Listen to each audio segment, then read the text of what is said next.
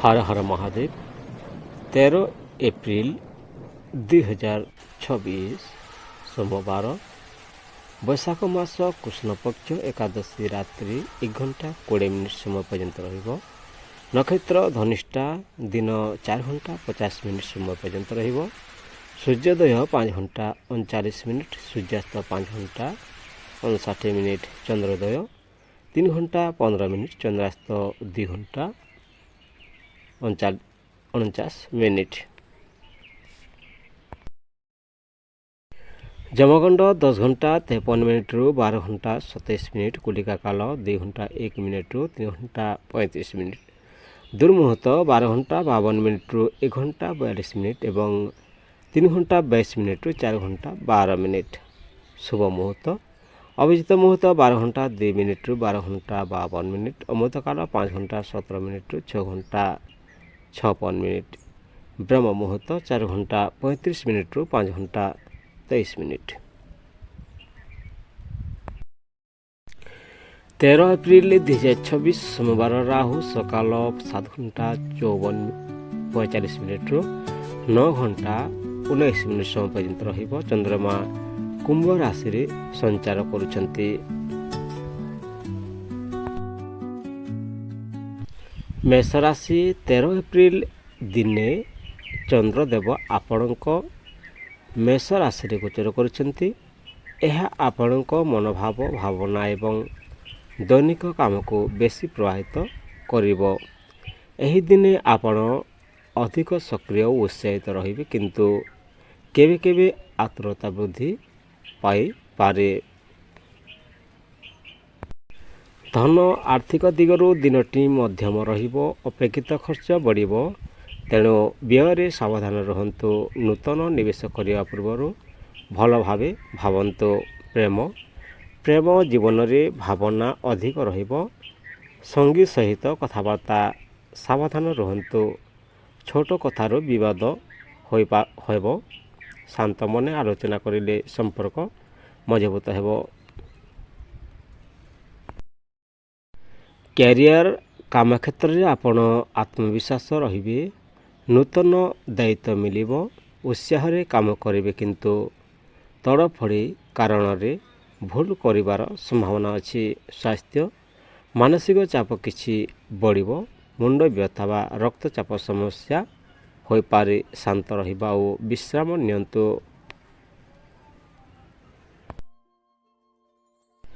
ପ୍ରତିକାର ସୋମବାର ଦିନେ ଚନ୍ଦ୍ରଦେବଙ୍କୁ ଦୁଧ ଅର୍ପଣ କରନ୍ତୁ। ଓಂ ଚନ୍ଦ୍ରାୟ ନମଃ ମନ୍ତ୍ର ଜପ କରନ୍ତୁ।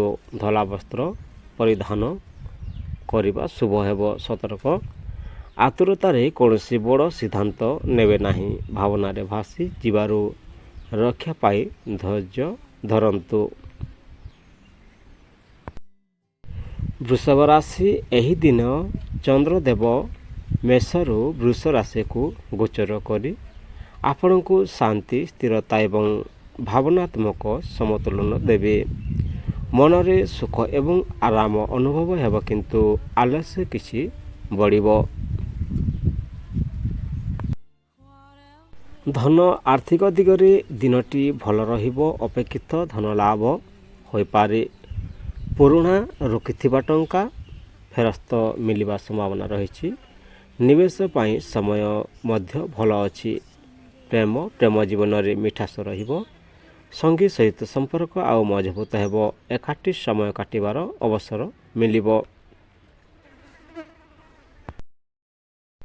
କ୍ୟାରିୟର କାର୍ଯ୍ୟକ୍ଷେତ୍ରରେ ଆପଣଙ୍କ ପ୍ରୟାସର ଫଳ ମିଳିବ। ଉପରସ୍ଥ ଅଧିକାରୀଙ୍କ ପକ୍ଷରୁ ପ୍ରଶଂସା ପାଇପାରନ୍ତି। ନୂତନ କାମ ଆରମ୍ଭ ପାଇଁ ଦିନଟି ଶୁଭ ଅଛି। ସ୍ୱାସ୍ଥ୍ୟ ସାଧାରଣତଃ ଭଲ ରହିବ, ତେବେ ଭୋଜନରେ ଅଧିକ ମିଠା ବା ଭାରୀ ଖାଦ୍ୟ ଖାଇବାରୁ ରହନ୍ତୁ।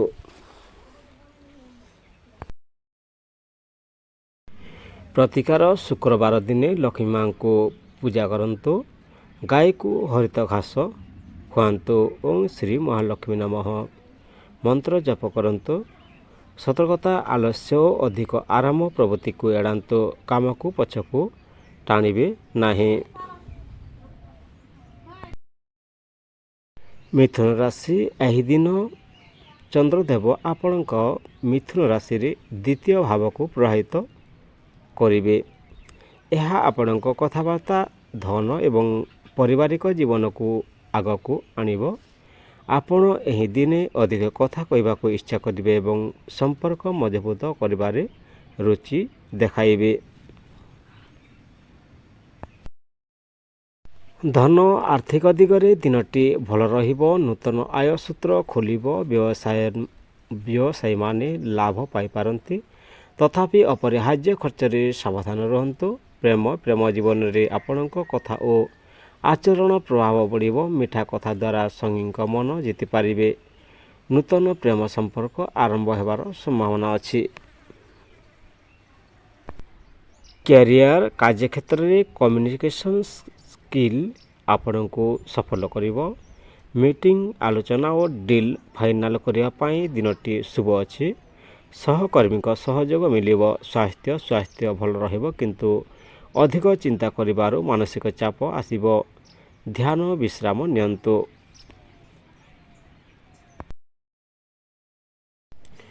ପ୍ରତିକାର ବୁଧବାର ଦିନ ବିଷ୍ଣୁ ଭଗବାନଙ୍କୁ ପୂଜା କରନ୍ତୁ। ସବୁଜ ବସ୍ତ୍ର ପରିଧାନ କରନ୍ତୁ। ଓଁ ବୁଧାୟ ନମଃ ମନ୍ତ୍ର ଜପ କରନ୍ତୁ। ସତର୍କତା, ଅଧିକ କଥା କହିବାରୁ ବିବାଦ ହୋଇପାରେ। ଭାବିଚିନ୍ତି କଥା କୁହନ୍ତୁ।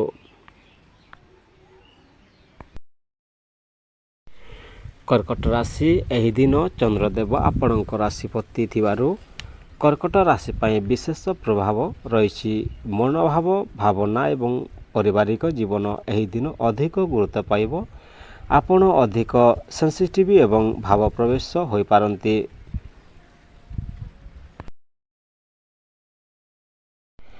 ଧନ ଆର୍ଥିକ ଦିଗରେ ଦିନଟି ମଧ୍ୟମ ରହିବ। ଘରୋଇ କାମ ବା ପରିବାର ପାଇଁ ଖର୍ଚ୍ଚ ବଢ଼ିବ। ଅପେକ୍ଷିତ ଲାଭ ଆସିବାରେ କିଛି ବିଳମ୍ବ ହୋଇପାରେ। ପ୍ରେମ ଓ ଦାମ୍ପତ୍ୟ ଜୀବନରେ ଭାବନା ଅଧିକ ରହିବ। ସଙ୍ଗୀଙ୍କ ସହ ଆତ୍ମୀୟତା ବଢ଼ିବ। ଛୋଟ କଥାକୁ ନେଇ ଅତିରିକ୍ତ ଭାବିବେ ନାହିଁ। କ୍ୟାରିୟର କାର୍ଯ୍ୟକ୍ଷେତ୍ରରେ ମନ ଏକାଗ୍ର କରିପାରିବେ। କିଛି ସମସ୍ୟା ହୋଇପାରେ, ତଥାପି ସହକର୍ମୀ ସହଯୋଗ ମିଳିବ ଏବଂ କାମ ଶେଷ କରିପାରିବେ। ସ୍ୱାସ୍ଥ୍ୟ, ମାନସିକ ଚାପ ଓ ମୁଡ୍ ସ୍ୱିଙ୍ଗ ହୋଇପାରେ। ଭଲ ଘୁମ ନିଅନ୍ତୁ ଏବଂ ଶାନ୍ତ ରହିବାକୁ ଚେଷ୍ଟା କରନ୍ତୁ। ପ୍ରତିକାର ସୋମବାର ଦିନେ ଶିବ ଭଗବାନଙ୍କୁ ଜଳ ଅର୍ପଣ କରନ୍ତୁ। ଦୁଧ ବା ଚାଉଳ ଦାନ କରନ୍ତୁ। ଓଁ ନମଃ ଶିବାୟ ମନ୍ତ୍ର ଜପ କରନ୍ତୁ। ସତର୍କତା, ଅତ୍ୟଧିକ ଭାବପ୍ରବଣ ହୋଇ କୌଣସି ସିଦ୍ଧାନ୍ତ ନେବେ ନାହିଁ। ମନକୁ ଶାନ୍ତ ରଖନ୍ତୁ। ସିଂହ ରାଶି, ଏହି ଦିନ ଚନ୍ଦ୍ରଦେବ ଆପଣଙ୍କ ରାଶିରେ ଦ୍ୱାଦଶୀ ଭାବକୁ ପ୍ରଭାବିତ କରୁଛି। ଏହାର ପ୍ରଭାବରେ ମନ କିଛି ଅସ୍ଥିର ରହିବ ଏବଂ ଅନାବଶ୍ୟକ ଚିନ୍ତା ବଢ଼ିବ। ଏହି ଦିନେ ଆପଣ ଆତ୍ମଚିନ୍ତନ ଓ ଆରାମକୁ ଅଧିକ ଗୁରୁତ୍ୱ ଦେବେ।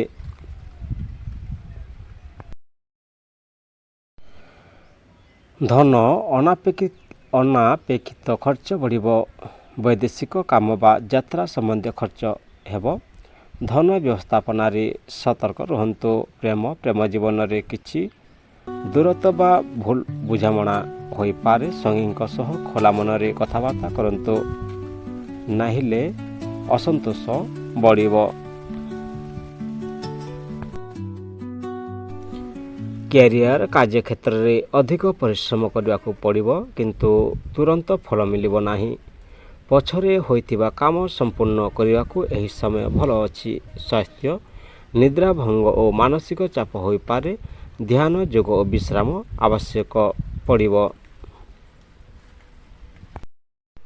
ପ୍ରତିକାର ସୋମବାର ଦିନ ଚନ୍ଦ୍ରଦେବଙ୍କୁ ଜଳ ବା ଦୁଧ ଅର୍ପଣ କରନ୍ତୁ। ଧଳା ବସ୍ତ୍ର ପରିଧାନ କରନ୍ତୁ। ଗରିବ ଲୋକଙ୍କୁ ଚାଉଳ ଦାନ କରନ୍ତୁ। ସତର୍କତା, ଅତିରିକ୍ତ ଚିନ୍ତା ଓ ନେଗେଟିଭ୍ ଭାବନାକୁ ଏଡ଼ାନ୍ତୁ। ଧୈର୍ଯ୍ୟ ରଖନ୍ତୁ। କନ୍ୟା ରାଶି, ଏହି ଦିନ ଚନ୍ଦ୍ରଦେବ ଆପଣଙ୍କ ରାଶିର ଏକାଦଶ ଭାବକୁ ପ୍ରଭାବିତ କରୁଛନ୍ତି। ଏହା ଆପଣଙ୍କ ଲାଭ, ମିତ୍ରତା ଓ ଇଚ୍ଛା ପୂରଣ ସହିତ ସମ୍ପର୍କ ରହିଛି। ଏହି ଦିନ ଆପଣଙ୍କ ମନ ଖୁସି ଓ ସକାରାତ୍ମକ ରହିବ।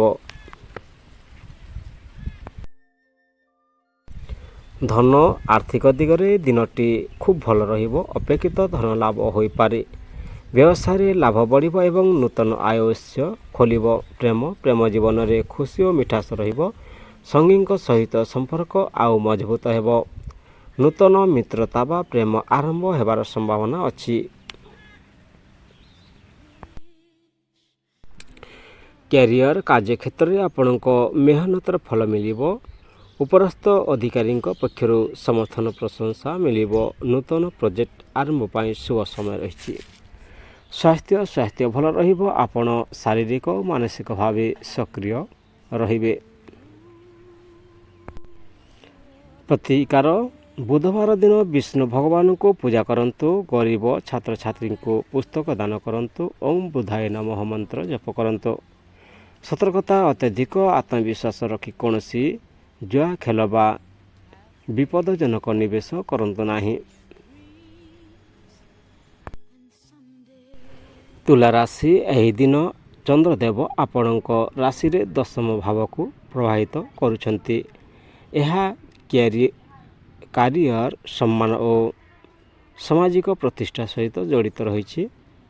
ଏହି ଦିନେ ଆପଣ କାମରେ ଅଧିକ ଧ୍ୟାନ ଦେବେ ଏବଂ ଦାୟିତ୍ୱ ବଢ଼ିପାରେ। ଧନ ଆର୍ଥିକ ଦିଗରେ ଦିନଟି ଭଲ ରହିବ। କାମ ସମ୍ପର୍କିତ ଧନ ଲାଭ ହୋଇପାରେ। ବ୍ୟବସାୟରେ ନୂତନ ଅବସର ମିଳିବ। ପ୍ରେମ ଜୀବନରେ କାମର ଚାପରୁ ସମୟ କମ୍ ଦେଇପାରନ୍ତି। ସଙ୍ଗୀଙ୍କ ସହିତ ସମ୍ପର୍କ ସ୍ଥିର ରହିବ କିନ୍ତୁ ଅଧିକ ଧ୍ୟାନ ଦେବା ଆବଶ୍ୟକ। କ୍ୟାରିୟର କାର୍ଯ୍ୟକ୍ଷେତ୍ରରେ ଉନ୍ନତି ଓ ସଫଳତାର ଯୋଗ ଅଛି। ଉପରସ୍ଥ ଅଧିକାରୀଙ୍କ ନଜରରେ ଆସିପାରନ୍ତି। ପ୍ରମୋସନ୍ ବା ନୂତନ ଦାୟିତ୍ୱ ମିଳିବ। ସ୍ୱାସ୍ଥ୍ୟ ସାଧାରଣ ରହିବ କିନ୍ତୁ କାମର ଚାପ ଯୋଗୁଁ ଥକାନ ଲାଗିବ। ବିଶ୍ରାମ ଆବଶ୍ୟକ। ପ୍ରତିକାର ଶୁକ୍ରବାର ଦିନେ ଲକ୍ଷ୍ମୀ ମାଙ୍କୁ ପୂଜା କରନ୍ତୁ। ଧଳା ବସ୍ତ୍ର ପରିଧାନ କରନ୍ତୁ। ଗରିବମାନଙ୍କୁ ମିଠା ଦାନ କରନ୍ତୁ। ସତର୍କତା କାମ ଓ ବ୍ୟକ୍ତିଗତ ଜୀବନରେ ସମତୁଳନ ରଖନ୍ତୁ। ଅଧିକ କାମରେ ନିଜକୁ ଥକାଇବେ ନାହିଁ। ବିଛା ରାଶି ଏହି ଦିନ ଚନ୍ଦ୍ରଦେବ ଆପଣଙ୍କ ରାଶିରେ ନବମ ଭାବକୁ ପ୍ରଭାବିତ କରୁଛନ୍ତି।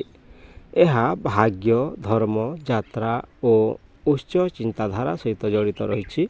ଏହି ଦିନ ଆପଣଙ୍କ ଭାଗ୍ୟ ସହଯୋଗ କରିବ ଏବଂ ଧାର୍ମିକ କାମରେ ରୁଚି ବଢ଼ିବ। ଧନ ଆର୍ଥିକ ଦିଗରେ ଦିନଟି ଭଲ ରହିବ। ଅପେକ୍ଷିତ ଧନ ଲାଭ ହୋଇପାରେ। ଦୂରଯାତ୍ରା ବା ବିଦେଶ ସମ୍ପର୍କିତ କାମରୁ ଲାଭ ମିଳିବ। ପ୍ରେମ ଜୀବନରେ ସକାରାତ୍ମକ ପରିବର୍ତ୍ତନ ଆସିବ। ସଙ୍ଗୀଙ୍କ ସହିତ ଯାତ୍ରା ବା ଧାର୍ମିକ ସ୍ଥାନକୁ ଯିବାର ଯୋଗ ଅଛି। କ୍ୟାରିୟର କାର୍ଯ୍ୟକ୍ଷେତ୍ରରେ ଭାଗ୍ୟର ସହଯୋଗ ମିଳିବ। ନୂତନ ଅବସର ଆସିବ। ଶିକ୍ଷା ବା ପ୍ରତିଯୋଗିତାରେ ସଫଳତା ମିଳିବ। ସ୍ୱାସ୍ଥ୍ୟ ଭଲ ରହିବ। ଆପଣ ଆତ୍ମବିଶ୍ୱାସୀ ଓ ଉତ୍ସାହିତ ରହିବେ। ପ୍ରତିକାର ମଙ୍ଗଳବାର ଦିନେ ହନୁମାନଜୀଙ୍କୁ ପୂଜା କରନ୍ତୁ। ଲାଲ ବସ୍ତ୍ର ବା ଫଳ ଦାନ କରନ୍ତୁ। ଓಂ ହନୁମତେ ନମଃ ମନ୍ତ୍ର ଜପ କରନ୍ତୁ। ସତର୍କତା ଅତ୍ୟଧିକ ଆତ୍ମବିଶ୍ୱାସରେ ଅବିବେକୀ ସିଦ୍ଧାନ୍ତ ନେବେ ନାହିଁ। ସମୟକୁ ଠିକ୍ ଭାବେ ବ୍ୟବହାର କରନ୍ତୁ।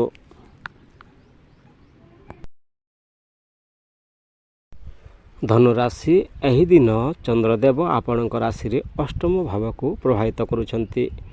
ଏହା ଅଚାନକ ପରିବର୍ତ୍ତନ, ଗୁପ୍ତ ବିଷୟ ଓ ମାନସିକ ଅସ୍ଥିରତା ସହିତ ସଂଯୁକ୍ତ ରହିଛି। ଏହି ଦିନ କିଛି ଅପେକ୍ଷାକୃତ ପରିସ୍ଥିତି ଆସିବ। ଧନ ଆର୍ଥିକ ଦିଗରେ ସତର୍କତା ରହିବା ଆବଶ୍ୟକ। ଅଚାନକ ଖର୍ଚ୍ଚ ବଢ଼ିବ। ନିବେଶ କରିବା ପୂର୍ବରୁ ଭଲ ଭାବନ୍ତୁ। ପ୍ରେମ ଜୀବନରେ ଭୁଲ ବୁଝାମଣା ହୋଇପାରେ। ସଙ୍ଗୀଙ୍କ ସହିତ ଶାନ୍ତ ଭାବରେ କଥାବାର୍ତ୍ତା କରନ୍ତୁ ନାହିଁ ହେଲେ ବିପଦ ବଢ଼ିବ। କ୍ୟାରିୟର କାର୍ଯ୍ୟକ୍ଷେତ୍ରରେ ଅପେକ୍ଷା କରାଯାଉଥିବା ବାଧା ଆସିବ। ଧୈର୍ଯ୍ୟ ଧରି କାମ କରିବା ଆବଶ୍ୟକ। ଗୁପ୍ତ ଶତ୍ରୁକୁ ସତର୍କ ରୁହନ୍ତୁ। ସ୍ୱାସ୍ଥ୍ୟ ସ୍ୱାସ୍ଥ୍ୟରେ ଆଲସ୍ୟ, ଥକାଣ ବା ଛୋଟ ଅସୁବିଧା ହୋଇପାରେ। ନିୟମିତ ଜୀବନଶୈଳୀ ରଖନ୍ତୁ। ପ୍ରତିକାର ଗୁରୁବାର ଦିନ ବୃହସ୍ପତିଙ୍କୁ ପୂଜା କରନ୍ତୁ। ହଳଦୀ ବା ଚଣା ଡାଲି ଦାନ କରନ୍ତୁ। ଓಂ ଗୁରୁବେ ନମଃ ମନ୍ତ୍ର ଜପ କରନ୍ତୁ। ସତର୍କତା, ଅଚାନକ ସିଦ୍ଧାନ୍ତ ନେବେ ନାହିଁ ଏବଂ ରହସ୍ୟମୟ ବିଷୟରେ ଅଧିକ ଜଡ଼ିତ ହେବେ ନାହିଁ।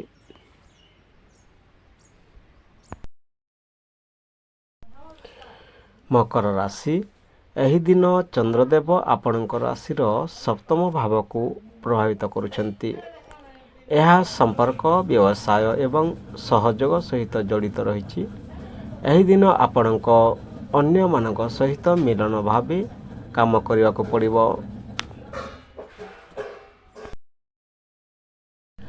ଧନ, ଆର୍ଥିକ ଦିଗରେ ସାଧାରଣ ଫଳ ମିଳିବ। ବ୍ୟବସାୟୀମାନେ ସାଥୀଙ୍କ ସହଯୋଗରେ ଲାଭ ପାଇପାରନ୍ତି। ନୂତନ ଚୁକ୍ତି ବା ଡିଲ୍ ହୋଇପାରେ। ପ୍ରେମ ଓ ଦାମ୍ପତ୍ୟ ଜୀବନରେ ସମ୍ପର୍କ ମଜବୁତ ହେବ। ସଙ୍ଗୀଙ୍କ ସହ ସମୟ କାଟିବାର ସୁଯୋଗ ମିଳିବ। ଅବିବାହିତଙ୍କ ପାଇଁ ନୂତନ ସମ୍ପର୍କ ଆସିବ।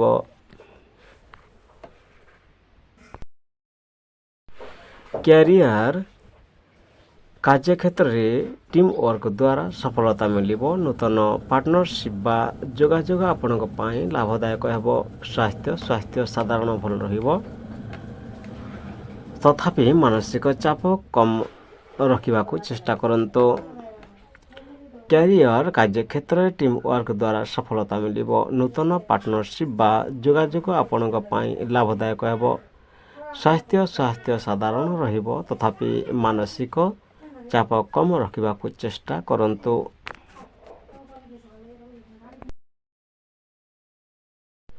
ପ୍ରତିକାର, ସୋମବାର ଦିନେ ଶିବ ଭଗବାନଙ୍କୁ ପୂଜା କରନ୍ତୁ। ଧଳା ବସ୍ତ୍ର ବା ଚାଉଳ ଦାନ କରନ୍ତୁ। ଓଁ ନମଃ ଶିବାୟ ମନ୍ତ୍ର ଜପ କରନ୍ତୁ। ସତର୍କତା, ସମ୍ପର୍କରେ ଅହଙ୍କାର ଆଣିବେ ନାହିଁ। ସହଯୋଗ ଓ ବୁଝାମଣା ରଖନ୍ତୁ। କୁମ୍ଭ ରାଶି। ଏହି ଦିନ ଚନ୍ଦ୍ରଦେବ ଆପଣଙ୍କ ରାଶିର ଷଷ୍ଠ ଭାବକୁ ପ୍ରଭାବିତ କରୁଛନ୍ତି। ଏହା ଶତ୍ରୁ, ଋଣ, ରୋଗ ଏବଂ ସେବା ସହିତ ସମ୍ପୃକ୍ତ ରହିଛି। ଏହି ଦିନେ ଆପଣ ଚ୍ୟାଲେଞ୍ଜମାନଙ୍କୁ ସାମ୍ନା କରିବେ ଏବଂ ଶତ୍ରୁମାନଙ୍କୁ ଜିତିପାରିବେ। ଧନ, ଆର୍ଥିକ ଦିଗରେ ସତର୍କ ରୁହନ୍ତୁ। ଋଣ ବା ପୁରୁଣା ଦେୟ ଦେବାକୁ ପଡ଼ିପାରେ। ଅନାବଶ୍ୟକ ଖର୍ଚ୍ଚ ଏଡ଼ାନ୍ତୁ। ପ୍ରେମ ଜୀବନରେ କିଛି ତନାବ ଆସିପାରେ। ଛୋଟ କଥାକୁ ନେଇ ବିବାଦ ହୋଇପାରେ, ତେଣୁ ସହନଶୀଳତା ରଖନ୍ତୁ। କ୍ୟାରିୟର, କାର୍ଯ୍ୟକ୍ଷେତ୍ରରେ ଆପଣ ପରିଶ୍ରମ ଫଳ ଦେବ। ଶତ୍ରୁ ବା ବିପକ୍ଷୀମାନେ ହାରିବେ। ନୂତନ ଦାୟିତ୍ୱ ଆସିବ। ସ୍ୱାସ୍ଥ୍ୟରେ ଛୋଟ ସମସ୍ୟା ଯଥା ଜ୍ୱର, ପେଟ ଦୋଷ ହୋଇପାରେ।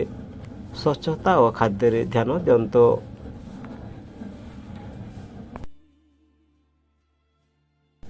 ପ୍ରତିକାର, ଶନିବାର ଦିନେ ଶନିଦେବଙ୍କୁ ପୂଜା କରନ୍ତୁ। ଗରିବମାନଙ୍କୁ କଳା ବସ୍ତ୍ର ବା ତିଲ ଦାନ କରନ୍ତୁ। ଓଁ ଶନିଶ୍ଚରାୟ ନମଃ ମନ୍ତ୍ର ଜପ କରନ୍ତୁ। ସତର୍କତା, ବିବାଦ ଓ ଝଗଡ଼ାରୁ ଦୂରେ ରୁହନ୍ତୁ। ଧୈର୍ଯ୍ୟ ଓ ଶାନ୍ତି ରଖନ୍ତୁ। ମୀନ ରାଶି। ଏହି ଦିନ ଚନ୍ଦ୍ରଦେବ ଆପଣଙ୍କ ରାଶିରେ ପଞ୍ଚମ ଭାବକୁ ପ୍ରଭାବିତ କରୁଛନ୍ତି। ଏହା ପ୍ରେମ, ଶିକ୍ଷା, ସୃଜନଶୀଳତା ଓ ସନ୍ତାନ ସମ୍ପର୍କିତ ଭାବ ରହିଛି। ଏହି ଦିନ ଆପଣଙ୍କ ମନ ଖୁସି ଓ ସୃଜନଶୀଳ ରହିବ।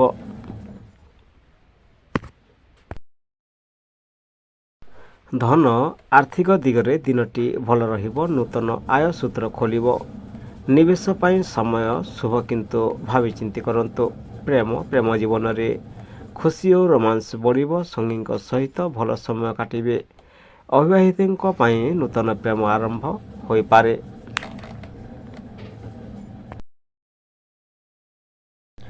କ୍ୟାରିୟର, କାର୍ଯ୍ୟକ୍ଷେତ୍ରରେ ନୂତନ ଭାବନା ଓ ସୃଜନଶୀଳତା ଆପଣଙ୍କୁ ଆଗକୁ ନେବ। ଶିକ୍ଷାର୍ଥୀମାନେ ସଫଳତା ପାଇପାରନ୍ତି। ସ୍ୱାସ୍ଥ୍ୟ ଭଲ ରହିବ। ଆପଣ ମନୋବଳ ଓ ଉତ୍ସାହରେ ଭରି ଦେଇଥିବେ। ପ୍ରତିକାର, ଗୁରୁବାର ଦିନ ବୃହସ୍ପତିଙ୍କୁ ପୂଜା କରନ୍ତୁ। ହଳଦୀ ବା ଚଣା ଡାଲି ଦାନ କରନ୍ତୁ। ଓଁ ଗୁରୁବେ ନମଃ ମନ୍ତ୍ର ଜପ କରନ୍ତୁ। ସତର୍କତା, ଅତ୍ୟଧିକ ଭାବପ୍ରବଣ ହୋଇ କୌଣସି ଭୁଲ ସିଦ୍ଧାନ୍ତ ନେବେ ନାହିଁ। ଭିଡ଼ିଓକୁ ଶେଷ ପର୍ଯ୍ୟନ୍ତ ଦେଖିଥିବାରୁ ଧନ୍ୟବାଦ। ହର ହର ମହାଦେବ, ବନ୍ଦେ ମାତାରାମ।